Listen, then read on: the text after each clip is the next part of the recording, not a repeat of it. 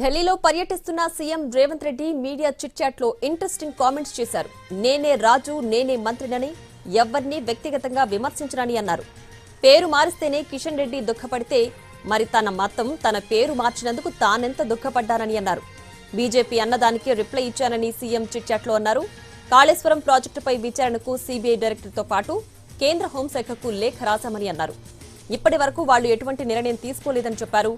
ప్రాజెక్టులో నీళ్లు నింపితే కూలిపోయే ప్రమాదం ఉందన్న CM national dam safety authority ఇచ్చిన సూచనల మేరకు ప్రాజెక్టును మొత్తం స్టడీ చేస్తున్నామని అన్నారు. ఇటు ఫోన్ ట్యాపింగ్ మీద కూడా సీఎం మాట్లాడారు. ఎస్ఐబీలో equipment missing case phone tapping కేసుగా మారిందని గుర్తు చేశారు. ప్రభాకర్ రావు విచారణ తర్వాత ఆయన చెప్పిన వాళ్లను సిట్ పిలిచి విచారించిందని క్లారిటీ ఇచ్చారు. ఫోన్ ట్యాపింగ్ కేసు క్లైమాక్స్ కు చేరిందని అన్నారు.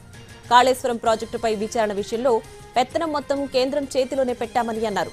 విద్యుత్ కమిషన్ కేసును కూడా కేంద్రానికి ఇస్తామన్నారు. కేసీఆర్ ను ఎందుకు లోపల వేయలేదని సీఎం కిషన్ రెడ్డిని ప్రశ్నించారు. కిషన్ రెడ్డి లేఖ రాస్తే ఫోన్ ట్యాపింగ్ కేసును కూడా కేంద్రానికి ఇస్తామన్నారు. రాహుల్ సోనియాను విచారించిన ఈడీ కేటీఆర్ ను ఎందుకు విచారించడం లేదని అన్నారు. ఫార్ములా ఈ రేస్లో మనీ లాండరింగ్ స్పష్టంగా కనిపిస్తుందన్న సీఎం చంద్రబాబును అరెస్టు చేస్తే సింపతి వచ్చిందని ఎవరన్నారని ప్రశ్నించారు.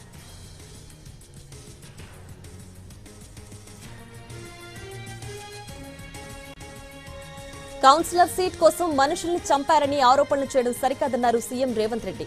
ఆ మృతిపై కావాలంటే సీబీఐతో విచారణ జరిపిస్తామన్నారు. కేసీఆర్ కేటీఆర్ ను ఖుషీ చేయడానికి కిషన్ రెడ్డి అలా మాట్లాడుతున్నారని ఆరోపించారు. 10.5 ఏళ్లు వరుసగా తానే ముఖ్యమంత్రిగా ఉంటానన్న సీఎం 2029లో జమిలి ఎన్నికలు జరగడం ఖాయమన్నారు. తన టర్మ్ కంటే 6 నెలలు అదనంగా వస్తుందన్నారు. ఆ తర్వాత మరో 5 ఏళ్లు సీఎంగా కొనసాగుతానని అన్నారు.